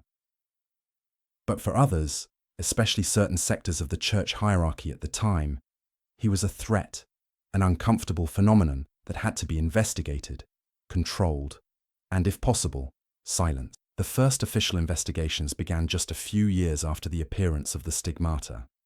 The Vatican sent commissions of theologians and doctors to examine Padre Pio, to assess the authenticity of his wounds, to determine whether the phenomena surrounding him were genuinely supernatural, or if there was some natural explanation, or worse, some fraud behind it all. The reports produced by these commissions were contradictory. Some examiners were convinced of the authenticity of the stigmata and the friar's sanctity. Others expressed doubts, suspicions, and thinly veiled accusations. One doctor suggested that the wounds could have been caused by carbolic acid, an antiseptic that Padre Pio used to disinfect the syringes with which the friars administered preventative injections against the Spanish flu. This accusation, which could never be proven, tarnished Padre Pio's reputation for decades and was used by his detractors as evidence that the whole thing was an elaborate hoax. But the accusations weren't limited to the stigmata. Rumors circulated that Padre Pio had inappropriate relationships with the women who came to confession with him. It was said that he used the confessional to exert undue influence over his spiritual children, especially the devout women who followed him everywhere. It was suggested that the donations arriving at San Giovanni Rotondo, money people sent to help the convent, and which would later finance the construction of a large hospital, were handled improperly, perhaps even corruptly. These accusations were profoundly unjust. Padre Pio was a model of chastity and poverty, a man who owned no personal possessions, lived in a simple cell, and never touched money with his own hand. The women who followed him did so for the same reason as the men, because they found in him an extraordinary spiritual guide, a confessor who could read their souls, an intercessor whose powers of prayer were evident. There was nothing inappropriate about these relationships, only the natural devotion that saints inspire in those who know them. But the rumors and suspicions reached the Vatican, and in the 1920s, the Church took drastic measures. Padre Pio was forbidden to celebrate Mass publicly. He was forbidden to hear confessions. He was forbidden to receive visitors. He was ordered to remain secluded in his cell, isolated from the world, unable to exercise the priestly ministry that was his reason for living. Overnight, the friar, who spent 16 hours a day hearing confessions, found himself locked up, alone, unable to do any of the things God had called him to do. And here comes the most extraordinary part of this whole story. Father Pio obeyed. He did not protest. He did not complain publicly. He did not organize campaigns in his defense. He did not appeal to the thousands of devotees who would have marched on Rome if he had asked them to. He simply accepted the restrictions, however unjust, and submitted to the authority of his superiors with a humility that is almost incomprehensible. For years, Padre Pio lived under these restrictions. He celebrated Mass privately, without the faithful present. He prayed alone in his cell. He suffered the stigmata, the night attacks, the illnesses, all in silence, without the consolation of being able to serve the souls who so desperately needed him. It was a living death, a slow and silent crucifixion unseen by anyone. Perhaps you too have experienced being misunderstood by those who should have supported you. Perhaps you have suffered injustices at work, within your family, at church, in places where you hope to find justice and understanding. Perhaps you have been falsely accused of things you didn't do, watched rumors and lies destroy your reputation, and felt the helplessness of not being able to defend yourself because no one wanted to hear the truth. If so, Padre Pio understands your pain in a way few can. He was accused of being a fraud when he was genuine. He was treated like a criminal when he was a saint. He was silenced by the very institution to which he had dedicated his life, and he endured it all without bitterness, without resentment, without losing the inner peace that came from his union with God. How did he do it? How could he remain calm amidst so much injustice? The answer lies in something Padre Pio once said when someone asked him how he could endure persecution. "The Church is my mother. A son does not abandon his mother, even if she treats him badly." For Padre Pio, obedience to ecclesiastical authority was not a matter of convenience or prudence, it was a matter of faith. He believed that the Church, despite the failings of its individual members, was guided by the Holy Spirit. And if the Holy Spirit allowed him to suffer these persecutions, then there was a greater purpose that he could not see, but that he had to accept. This attitude of heroic obedience ended up being one of the most convincing proofs of the authenticity of his sanctity. A fraud, a manipulator, a man seeking power or fame, would not have accepted being silenced with such meekness. He would have fought, he would have protested, he would have used his enormous influence to pressure the authorities. But Padre Pio was neither a manipulator nor a fame seeker. He was simply an obedient son who trusted that his heavenly Father knew what he was doing, even if he didn't understand it himself. Over time, the restrictions were gradually lifted. New investigations, new testimonies, and new evidence shed light on the truth. Padre Pio was rehabilitated, though never completely exonerated during his lifetime. He was allowed to celebrate Mass publicly again, hear confessions, and receive the pilgrims who continued to arrive in San Giovanni Rotondo. But the decades of suffering had left their mark. The friar who emerged from the persecutions was an older, frail man, but also more serene, more purified, and closer to God than ever before. What is extraordinary is that Padre Pio never spoke ill of those who had persecuted him. He never revealed the names of his accusers, never expressed public resentment, never wrote vengeful memoirs exposing the injustices he had suffered. He forgave completely, genuinely, absolutely, and that forgiveness, that peaceful silence, is perhaps the greatest miracle of all those that surrounded his life. Tonight, as you prepare for rest, I want to invite you to release any resentment you may be carrying. Perhaps there are people who have hurt you, people who have treated you unfairly, people whose words or actions still sting when you recall them. Padre Pio shows us that it is possible to forgive even the unforgivable. Not because forgiveness is easy, nor because injustices cease to matter, but because resentment is a chain that binds you to those who wounded you, and forgiveness is the key that sets you free. You don't have to forgive completely tonight. True forgiveness is a process that can take years, but you can begin. You can make the decision to want to forgive, even if you don't yet feel forgiveness in your heart. You can ask Padre Pio to intercede for you, to give you the grace to gradually release resentment, to teach you his secret of inner peace in the midst of injustice. Father Pio was silenced by the Church, but his silence was eloquent. It spoke louder than any protest, any defense, any justification. He demonstrated that true holiness does not need to defend itself, because the truth always comes to light. He demonstrated that humble obedience is more powerful than noisy rebellion. He demonstrated that forgiveness is stronger than resentment. And now, decades after his death, the accusations have been forgotten and his sanctity recognized. Padre Pio was canonized in 2002, declared a saint by the very Church that for decades had treated him with suspicion.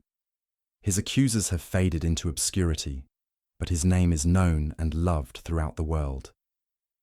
The truth, as he always knew, ultimately prevailed. Rest tonight in that same confidence. If you are suffering injustice, if you feel misunderstood, if you are burdened with accusations you know to be false, trust that the truth will come to light in due time. You don't have to defend yourself desperately or fight bitterly. You can, like Padre Pio, trust that God sees all, knows all, and ultimately brings justice to those who trust in him. Night falls and your body surrenders to rest. Padre Pio, the unsung saint who never lost his peace, watches over you, and in his presence, you can release the burdens of injustice, the weight of resentment, the wounds of misunderstanding. You can simply rest, knowing you are in good hands, knowing that the truth of who you are is known to God, even if the world ignores it, knowing that in the end, everything will be all right. The house of relief, the hospital of compassion. Some believe that holiness is merely a matter of prayer, mystical ecstasies, and extraordinary phenomena belonging to the realm of the invisible. But Padre Pio demonstrated throughout his life that true faith must become flesh, must be translated into concrete actions, must tangibly touch human suffering and transform it. And the most visible expression of this conviction was a building of stone and hope that rose in the mountains of San Giovanni Rotondo, the Casa Sollievo.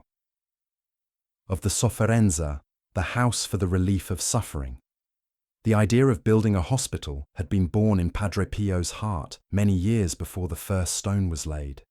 He, who had known illness firsthand, who had spent years consumed by mysterious fevers that no doctor could cure, knew what it meant to be sick and feel abandoned. He knew what it was to lie in bed not knowing whether he would live or die, without receiving proper treatment, without anyone to ease his pain. And he also knew that in that poor region of southern Italy, where San Giovanni Rotondo was little more than a village of farmers and shepherds, there were no hospitals worthy of the name, not enough doctors, not enough resources to care for the sick as they deserved. For years, the dream of the hospital seemed impossible. Where would a humble Capuchin friar, who had taken a vow of poverty and didn't have a single layer to his name, get the money needed to build a modern hospital? Capuchin friaries were not wealthy institutions, and San Giovanni Rotondo was one of the poorest of all. But Padre Pio had something more valuable than money. He had faith. He had the certainty that if God wanted the hospital to be built, God would provide the means. And the media began to arrive in the most unexpected ways. As Padre Pio's fame spread throughout Italy and the world, the pilgrims who came to San Giovanni Rotondo sought not only to confess to him or receive his blessing. Many brought donations, small amounts of money they wished to offer for any work the holy friar considered important. At first, these contributions were modest, a few lire here and there. But over time, as the number of pilgrims grew and devotion to Padre Pio spread worldwide, the donations multiplied. Father Pio never handled the money personally. He had taken a vow of poverty and observed it with scrupulous rigor, but he appointed trusted individuals to manage the incoming funds, and little by little, what had begun as an impossible dream began to take concrete shape. Construction of the hospital officially began in 1946, just after the end of World War II.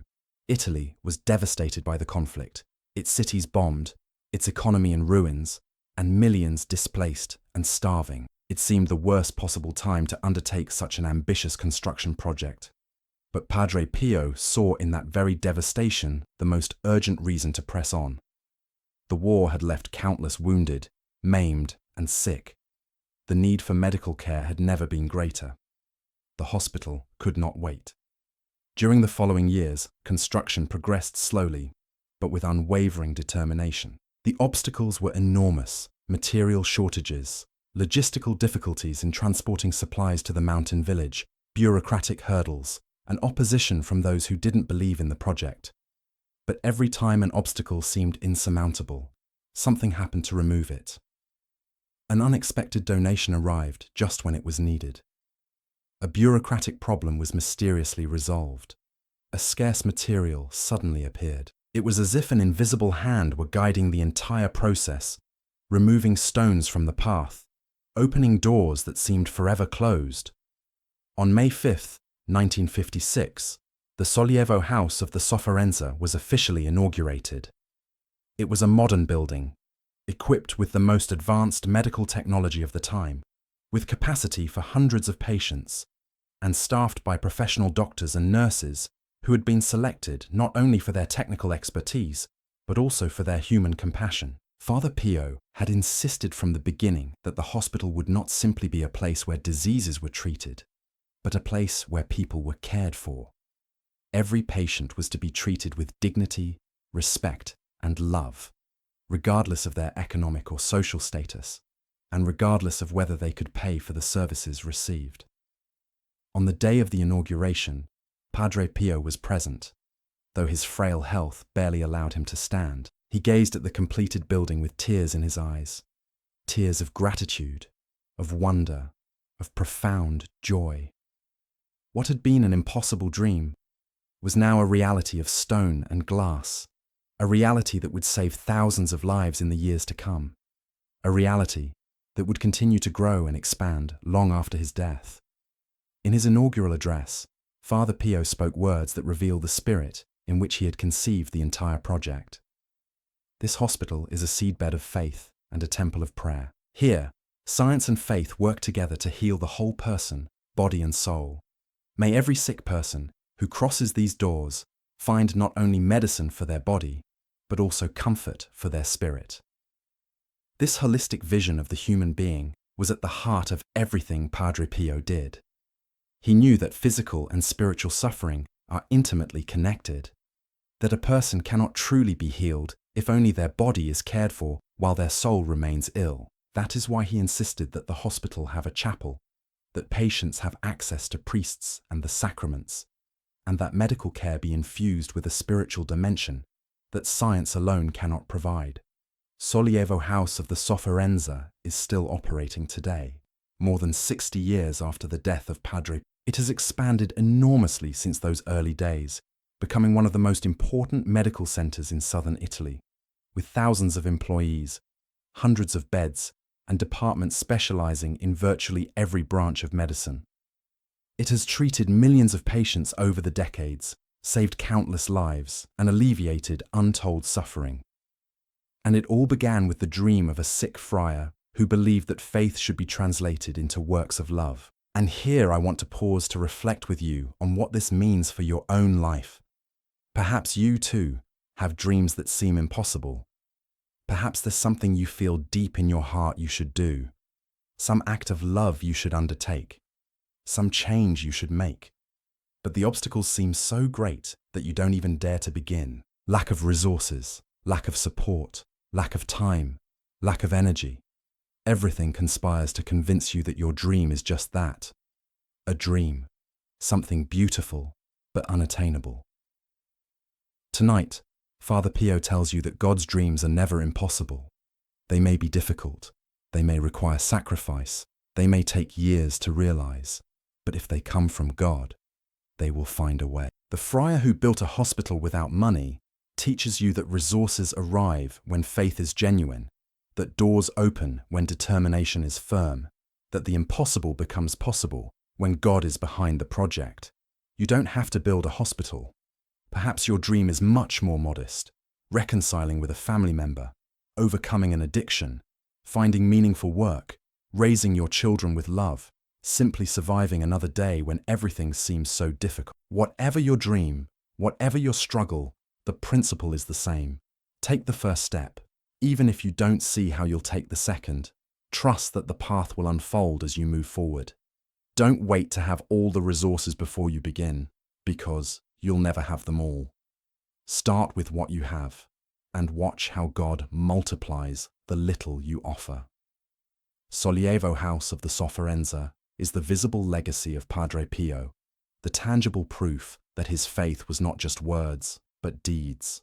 When skeptics questioned his sanctity, when detractors accused him of fraud, the hospital stood there, solid and undeniable, saving lives, alleviating suffering, demonstrating that a tree is known by its fruit.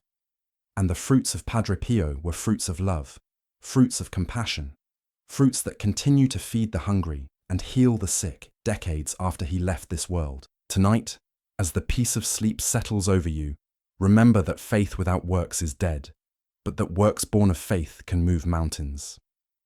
Padre Pio moved the mountain of indifference, the mountain of poverty, the mountain of impossibility, and upon it he built a temple of healing. You too can move the mountains that stand in your way, not with your own strength, which will always be insufficient, but with the power of God who works through those who trust in him. Rest now, knowing that love becomes flesh, that dreams are built stone by stone, that miracles happen when faith is put into action, and that Padre Pio, the builder of the impossible hospital, intercedes for you and for all your projects, great or small, so that they may find their way to fulfillment. Jesus, Mary, the last words and the embrace of eternity. Everything has its time, says Ecclesiastes. There is a time to be born and a time to die, a time to weep and a time to laugh, a time to seek and a time to lose, a time to be silent and a time to speak. And for Padre Pio, after 81 years of life, after 50 years of bearing the stigmata, after decades of tireless service in the confessional, after countless nights of spiritual battle, the time had come to depart. The year 1968 was difficult for Padre Pio. His health, always fragile, had deteriorated considerably. The illnesses that had plagued him throughout his life intensified. His aging body could no longer endure as before, and each day was a battle simply to stay on his feet. But he continued to celebrate Mass every morning. He continued to hear confessions. Even if for fewer hours than before, he continued to receive the pilgrims who came from all over the world seeking his blessing. He refused to give up.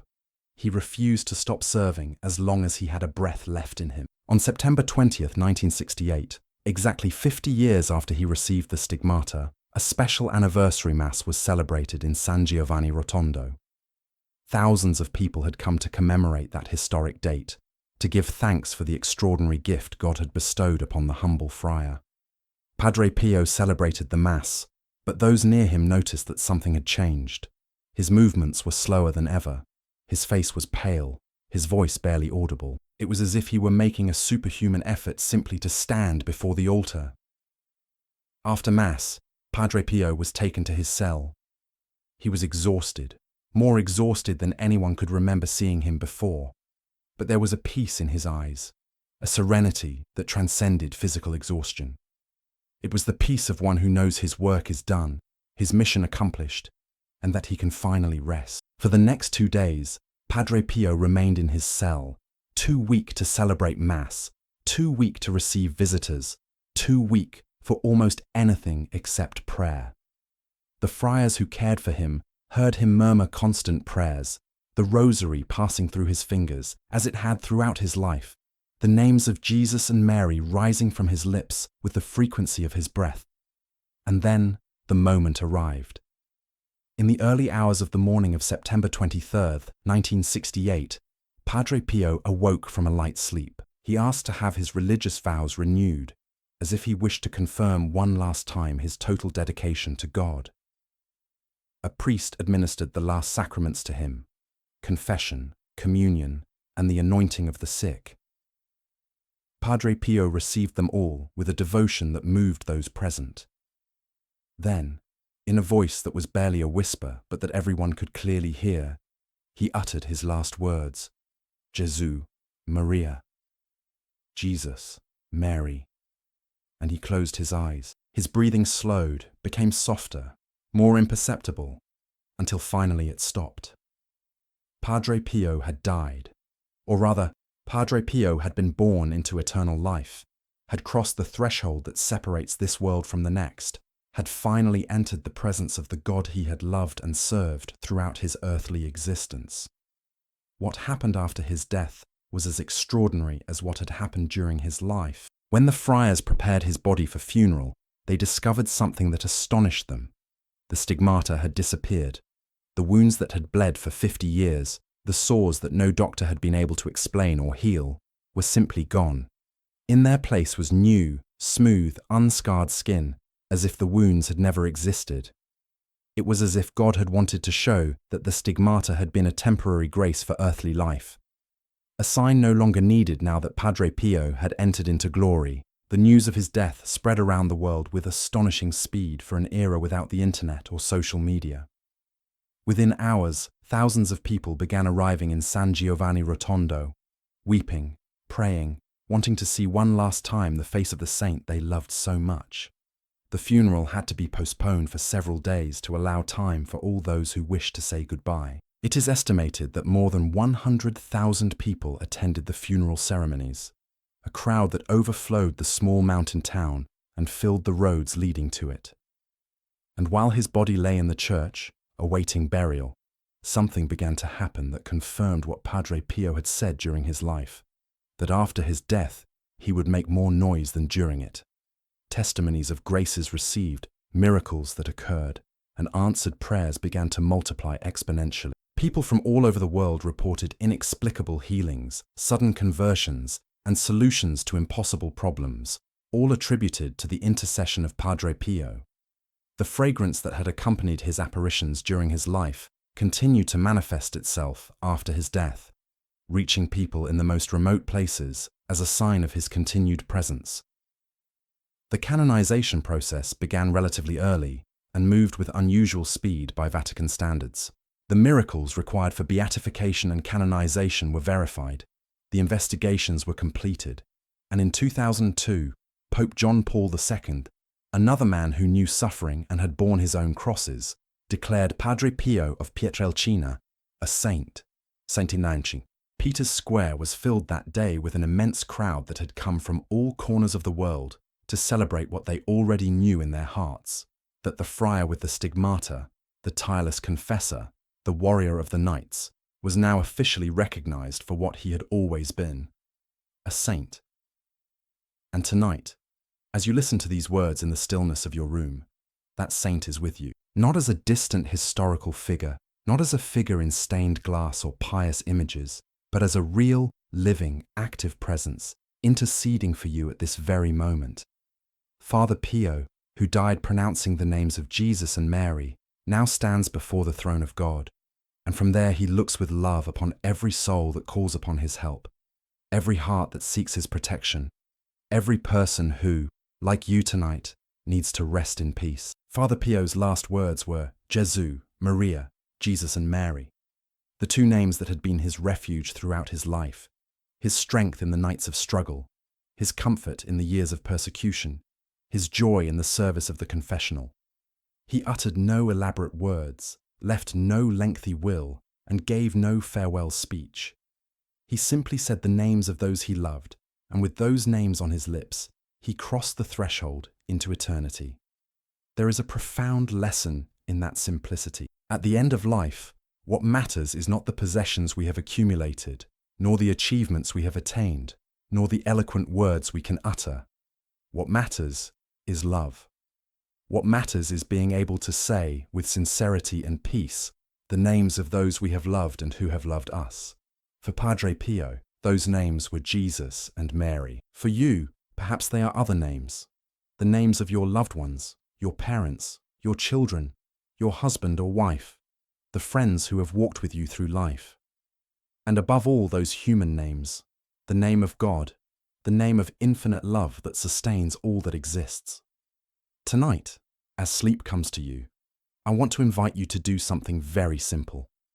I want to invite you to silently pronounce the names you love most in your heart. You don't need to say them aloud. Simply think them. Let them float in your mind like a silent prayer. Jesus, Mary, and the names of your loved ones, living or deceased, present or absent, near or far. Those names are your treasure. Those names are what you will carry with you when you cross the threshold, as Padre Pio did. Those names are the summary of a lifetime of love. Rest now in the peace of those names. Rest knowing that you are loved, that you belong, that you are not alone in the universe.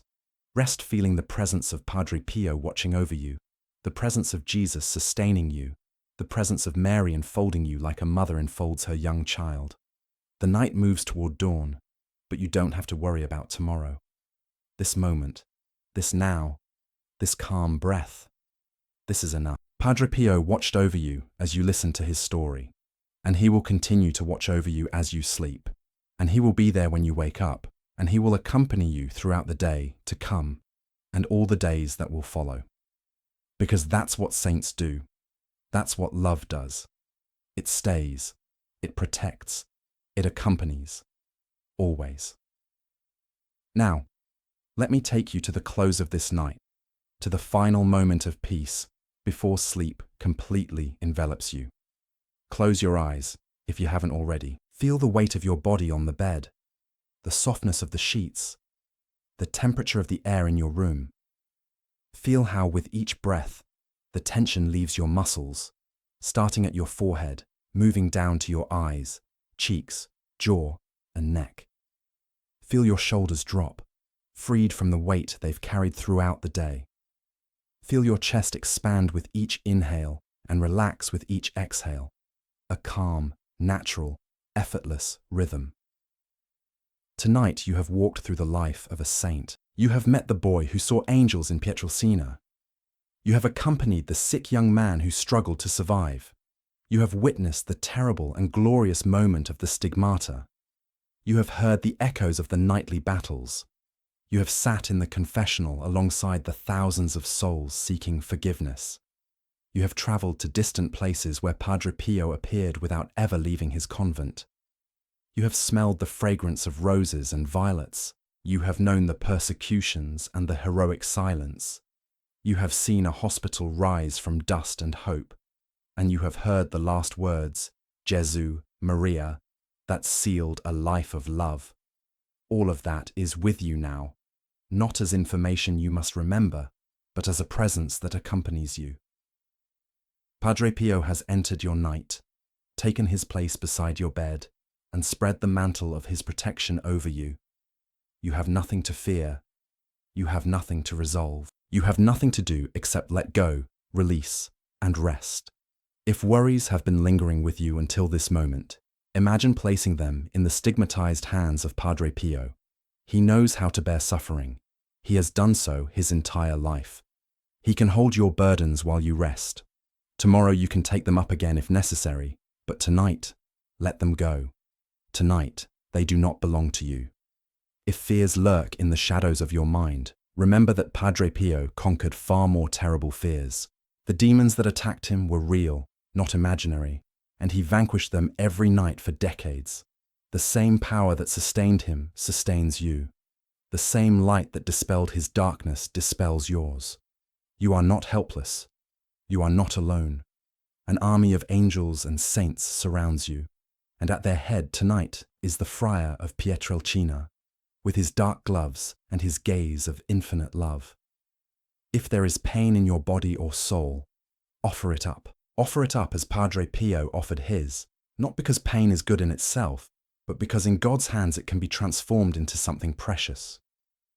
Your suffering is not useless. It has a purpose that you may not see now, but that one day you will understand. For now, simply release it, in the confidence that it is being received, being transformed, being redeemed. The peace of Padre Pio descends upon you now, like a soft and warm cloak. The peace of one who knew the storm and found calm in its center. The peace of one who was persecuted and held no grudge. The peace of one who suffered firsthand and never stopped loving. The peace of one who died with the names of Jesus and Mary on his lips. That peace is yours tonight.